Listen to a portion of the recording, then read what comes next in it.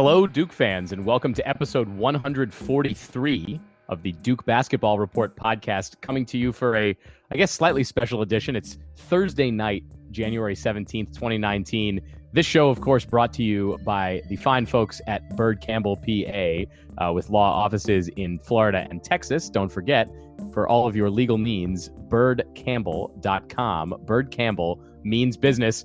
But we are here on a Thursday night show that we wouldn't normally do, but there has been so much news this week around starting point guard Tre Jones that we felt like we had to get in here and talk about it. So we're going to talk about the game against Syracuse on Monday night that did not go the Blue Devils' way. We'll talk subsequently about the Tre Jones injury and what it means for Duke, and thankfully that we got a little bit of a reprieve in the news tonight. It sounds like he's going to be coming back maybe sooner than expected. So I'll introduce the guys and then we'll get right into it. I'm Sam Klein, of course, coming to you from Durham.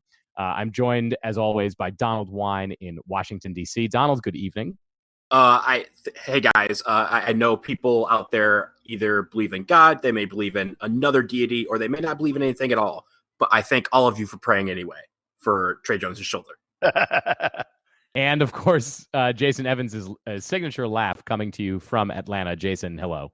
Yeah, Donald, that was great. That was the perfect way to sum up the fabulous news we got today.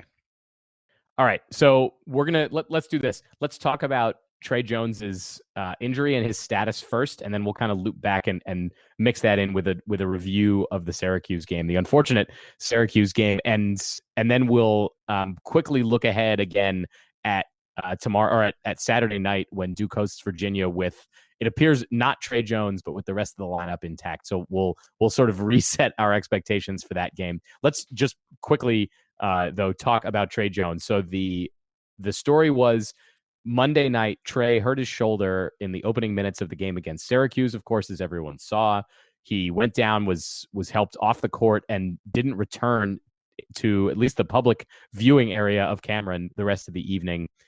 Things did not seem good in the 24 hours after that. It sounded like it was going to be a pretty serious injury. There was some talk that perhaps he might have to miss the rest of the season or most of it. I personally was having really, really bad flashbacks to 2011 and the Kyrie Irving toe injury that, of course, among other things, started the great Duke Basketball Report forum tradition of starting vigils around players' injuries. So there was immediately a Tre Jones shoulder vigil going on. People were speculating all over the place about how long he was going to be out. And then come today, it was Thursday afternoon, when we got the news was reported sort of widely by a number of outlets that Coach K had. Wait, it really came off of an interview that Coach K did with The Athletic. Oh, okay. We should credit The Athletic. Yeah. Credit The Athletic for getting the scoop that Tre Jones isn't going to be out, quote, long term. So we're thinking now it's perhaps only going to be a couple of weeks. Perhaps Duke is able to get him back before that second Virginia game. I think that's the date that everybody, or that a lot of folks, I would say, had circled on the calendar. So I'll throw it to you, Jason, first. What was your reaction to the news initially on Monday night, and how are you feeling? And how are you feeling now, 3 days later, with the kind of updated, vague diagnosis from Coach K? Yeah, so Monday night, I was absolutely despondent. In fact, I remember midway through the game saying to a few folks that I was texting with and talking to, I said, I actually don't care what happens in this game. I'm like, this game is meaningless compared to whether or not Tre Jones is healthy and able to play for Duke, especially once we get into March. And then we got the word of the AC sprain, which can be all the way from a grade 1 to like a grade 5 or grade 6. And if it had been at the upper end of that scale, if it had been like a 4 or 5 or 6, we might have been looking at surgery. We might have been looking at losing this guy for the entire season. And we'll get to the Syracuse loss in a little bit. The Syracuse loss, I think, shows you how valuable Tre Jones is to this team, because that was not a good team we lost to. I think that was sort of the worst version of what this team looks like without the point guard, because obviously they didn't have any time to prepare to not have him on the court. So Jordan Goldwire was playing extended minutes. RJ Barrett was bringing the ball up. Yeah, I was in your court. I was pretty upset about it. And, you know, we obviously didn't know throughout the game if he was going to come back, what was going to happen. But I also heard the news Monday night and was like, if this team doesn't get Tre Jones back by the end of February, their hopes of winning a title are severely diminished. And like I said, I was thinking back to the 2011 year when that team was still a number one seed with senior Nolan Smith running point while Kyrie was out. That team was still excellent, but was not able to quite meet its potential and ultimately lost in the Sweet 16, even with Kyrie Irving back on the court, just because they never quite got back in their groove. Donald, were you similarly? Yeah. Dude, what? You never let me. You cut me off and never let me finish. Look, talking about how excited I am now. Oh well, fine. Tell us that then. I was going to ask Donald how excited he was, but Jason, why don't you? Jason, you're really the personality here. Why don't you really share that with the people? No. So yes, this afternoon when the news came down at about 3:11 p.m. Give or take a minute or two. I was absolutely elated because, Sam, I even think that you overstated it a little bit. What we've been getting now is that they haven't ruled out Tre Jones playing this weekend against Virginia. Now, I think he's probably not. He has not practiced yet. He's just doing a lot of rehab kind of stuff at the moment, trying to stay in shape. And also they're working on things that to hopefully make this shoulder a little bit better. But you're talking weeks. You're talking the second Virginia game. I think it is entirely possible, if not this weekend, that he will be back at some point next week. That we're going to be, we'll be able to count on one hand, maybe just the fingers, not even the thumb, the number of games that Tre Jones will miss, and I'm including the Syracuse game in that. So I'm elated. I think this is as good a news as we could possibly have gotten about this injury. Now go to Donald. All right, Donald, your emotional roller coaster from this week. Okay, so I'm going to tell you exactly what I said on Monday when he went down. And for those of you out there with children, you might want to leave the room. I literally said, fuck, because I saw our season. Did it fade like that in real life? It did.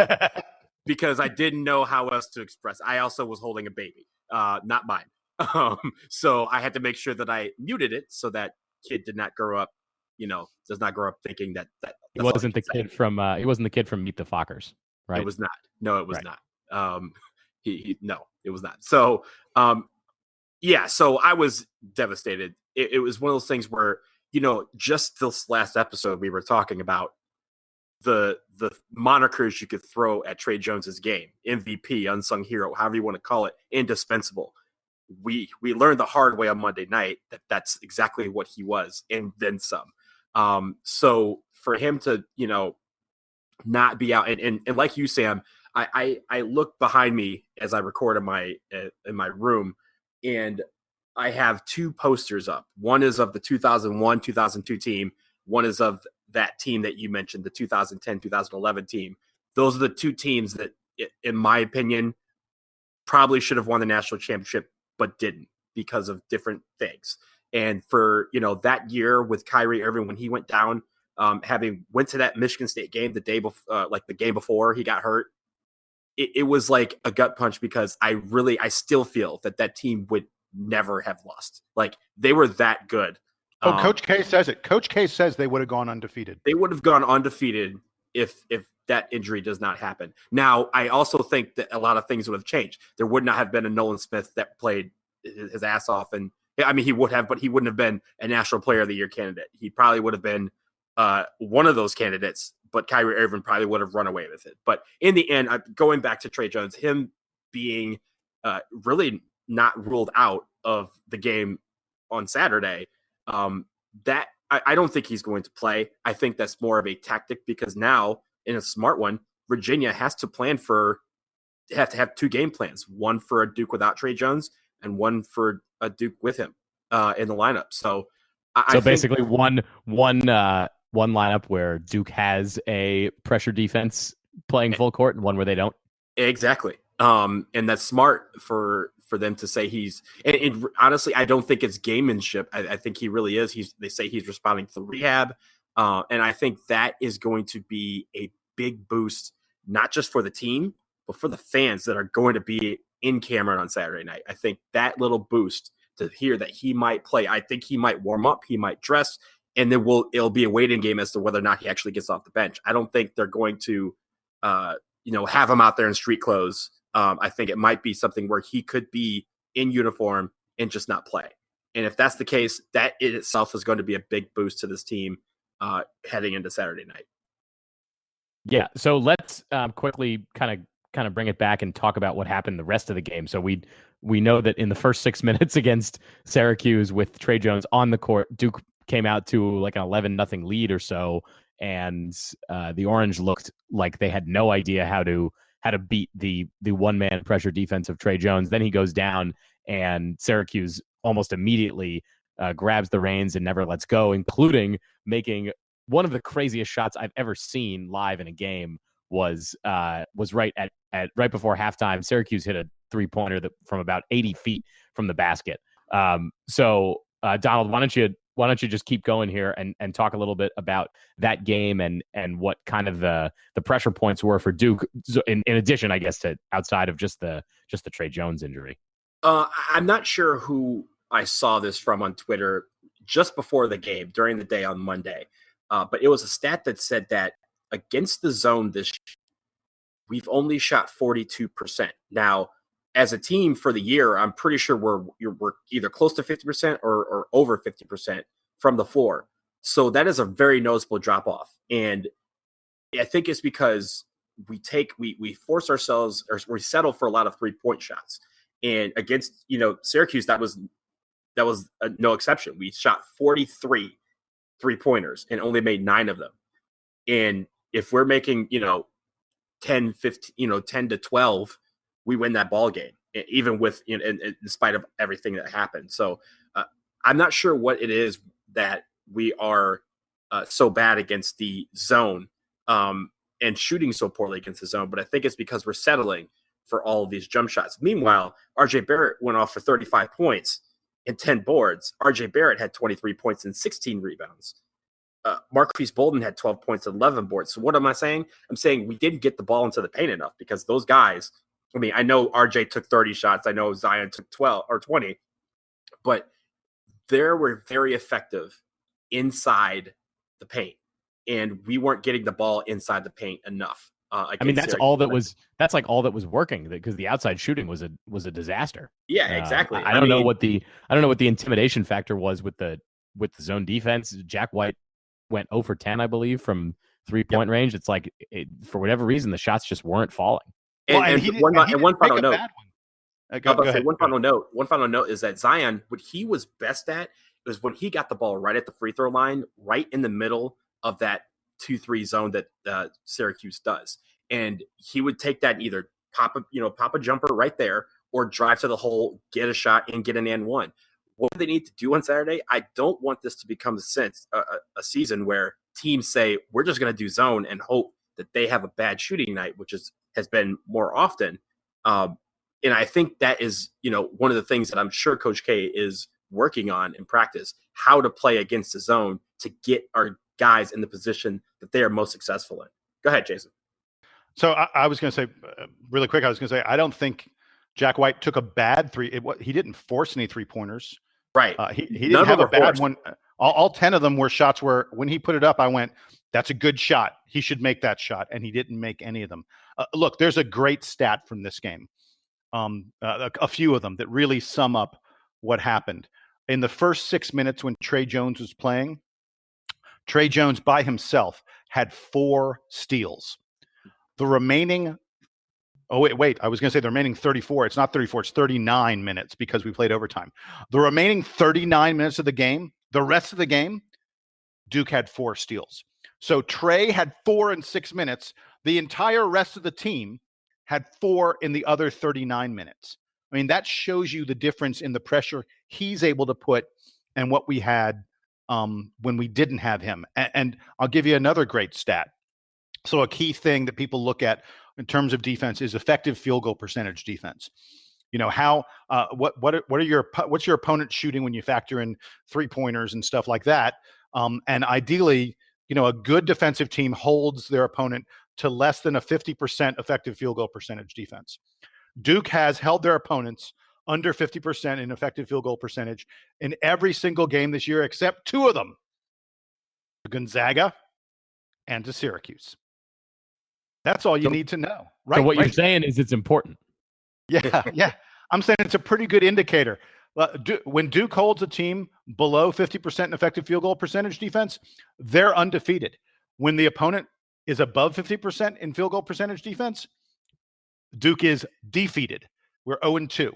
So, and I absolutely think this Syracuse team, congrats. They did a great job winning the game, but they're not that great a team. They beat us because it took a perfect storm of things going wrong for Duke. One of our super freshmen was sick and didn't play at all. Another of our super freshmen busted up his shoulder and played 5 minutes. A team that is among the worst in the country at shooting. We highlighted this in the preview. I talked about it. Syracuse is among the worst three-point shooting teams in the entire country. In this game, they hit almost 50% of their three-pointers, and they continually, especially down the stretch, they were throwing in off-balance, contested 18-footers. Worst shot in basketball, and they were throwing them in. Syracuse won't play this well again at any point in the season. And then the last thing, Sam, you brought it up. They threw in a three-quarter court shot. Now, look, one shot, I know it's only 3 points, although the game went to overtime, so 3 points ended up mattering a lot. But I want to be clear about the three-quarter court shot that they threw up and went in. Think about college basketball over the course of the entire season. You see guys hitting half-court shots just over half court with some degree of regularity. I mean, SportsCenter, anytime it happens, SportsCenter puts it on their broadcast. And in all of college basketball, you'll probably see a half-court shot hit, every few days. They're probably maybe 2 or 3 of them a week. Guys, you agree? That's about right, yeah? Yeah, probably around there. I mean, over the course of the season, yeah. Probably average up that. Okay, a three-quarter court shot, you'll see maybe 1 or 2 of those all season long. We're talking probably, 350 teams playing 30 games each, 9,000 games. 9,000 games, you'll probably see 1 or 2 three-quarter court contested shots hit in the entire season. They're incredibly rare, and we had one happen to us. It was a perfect storm. That's why we lost. I mean, that was not even like a regular one of those shots. I mean, it was somewhat contested and still went in. It was nuts. It was completely nuts. Duke got unlucky in a number of ways on Monday night. I don't expect that, especially if Tre Jones is back the next time Duke plays Syracuse. I imagine that Duke will win in the Carrier Dome, but we'll obviously get to that game when it comes. I did want to kind of turn ahead and talk just briefly about what it's going to look like for Duke likely to not have Tre Jones on Saturday. I know that we said that we're accepting the possibility that he's going to be back on the court for Duke. But let's assume very briefly that Tre Jones is not going to be suited up for the Blue Devils. Jason, what are you going to be looking for in this game if Tre Jones isn't out on the court for Duke? I'm going to be looking long. And by that, I mean, I think Duke is going to put an incredibly big team on the floor. You're going to see probably 6'7" RJ Barrett playing the point guard. Cam Reddish at 6'8" may play a little bit of the point guard. I don't think you'll see a lot of Jordan Goldwire. I like Jordan. He's a nice player, and he'll get some minutes for us. He's doing his best with what he's been given from an athletic and skills standpoint. But I think against a team as good as Virginia, Coach K is going to roll with his best 5, and I think that's going to mean the smallest guy on the floor is going to be RJ Barrett and Zion Williamson.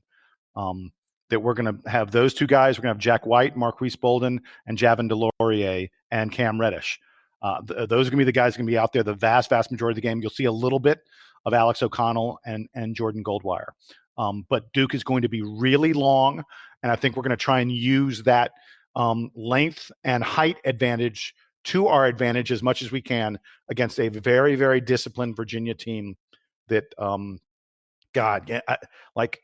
they're probably the one opponent where you need a quality point guard more than any other game all year, because you've got to have someone who can break the defense down a little bit, force Virginia into help situations, force Virginia into ways where they're defending and they're a little bit uncomfortable in their defense.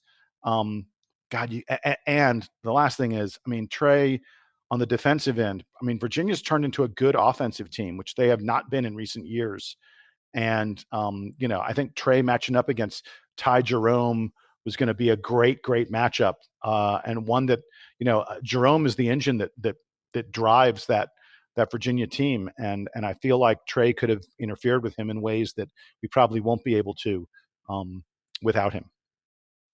Yeah, I think the big thing in this game is going to be very similar to our analysis from the last game, which was about tempo. We talked a lot about tempo on the preview shows earlier this week, and I think that's going to be especially important for Duke. If they can get out in transition and sort of get around UVA's defense, it's going to be much harder in the half court without Tre Jones kind of directing traffic. And then I agree with you, Jason, that that on defense, I don't know exactly what Duke's game plan is going to look like. I think that the one thing you touched on that is going to be interesting to watch is the bench rotation.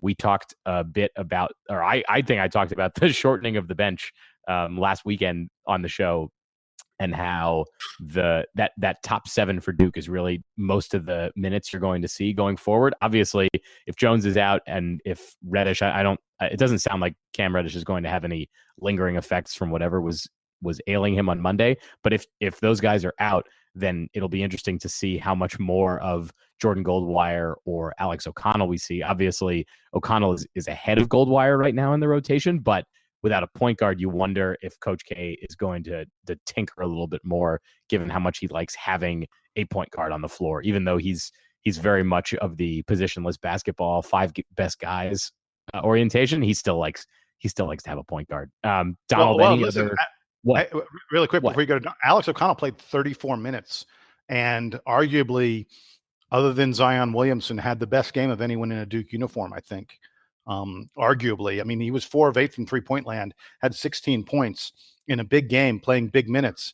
I think Alex O'Connell probably has earned, maybe a little more respect and playing time until Tre Jones returns. Sure, but he's not copying much of Tre Jones's like best qualities when he's out there. I mean, he's obviously a very good shooter and is pretty dynamic on offense. I don't know if the defense is anywhere close to that. So it's not. It's not. Duke has to figure out a way to cover up for that. Donald, did you have any sort of final thoughts about looking ahead at the Virginia game on Saturday night? Yeah. So I think I was going to mention before Jason did about how Alex O'Connell played 34 minutes and Jordan Goldwire only played 8 minutes. So I do agree that I think you're going to see a lot of RJ Barrett, bringing up the basketball and very little of Jordan Goldwire. I do think Alex O'Connell's minutes on Monday night were a replacement of sorts for Cam Reddish. Cam Reddish, coach, in the same interview said that Cam Reddish is well again and will be playing on Saturday. So we should expect to see him in the lineup and probably see him go 30 minutes, 34 minutes instead of Alex O'Connell. But I do think Alex O'Connell's shooting is going to be something that brings him on the court for, I'd say at least, 10 minutes, because I think when it comes down to it, I think Jordan Goldwire of those bench guys is going to be the last of the bench guys and not one of the first off, even though he is the backup point guard. So it'll be interesting to see what Coach K does. I do think the length that we possess is going to be something that's going to be used. It'll be interesting to see how he does that with the rotations. But we really need to shoot a lot better than 9 for 43 from 3-point land, because if we don't, I mean, we talk about the tempo that Virginia does. They're very methodical with their tempo. But when they take a shot, they normally hit it. They're not, especially from 3-point range. So we don't want to get into a situation where we're rushing or we're having to come from behind. We want to just stick with them and stay with them because I think in the end, we have the motor to outrun them when it gets down the stretch. But we also need to be in position to go for that victory the way we can play basketball. Yeah, Donald, you're right.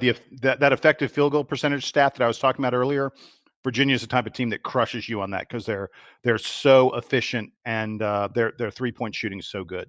Right. So we obviously will be looking for a lot in this game against Virginia. I don't think that anyone is picking Duke overwhelmingly, given the absence of Tre Jones. But stranger things have certainly happened to the Duke basketball team. So we wish Tre Jones the best. Hopefully he'll be back in uniform sooner than later. It sounds like the news is looking good. Of course, we'll be tuned in on Saturday night to watch that game. I'll be there in the student section. And we'll be back in your feed sometime soon after that to wrap up that game and kind of look ahead at the next week for Duke. Because, of course, even though a player may get hurt, the season continues rolling on, and we are here for that. So for Jason Evans in Atlanta and for Donald Wine in Washington, D.C., I'm Sam Klein reporting to you from Durham. This has been Duke Basketball Report, episode 143, a somewhat special episode for Tre Jones. Thanks, of course, for tuning in. We'll talk to you again soon. Duke Band, take us home.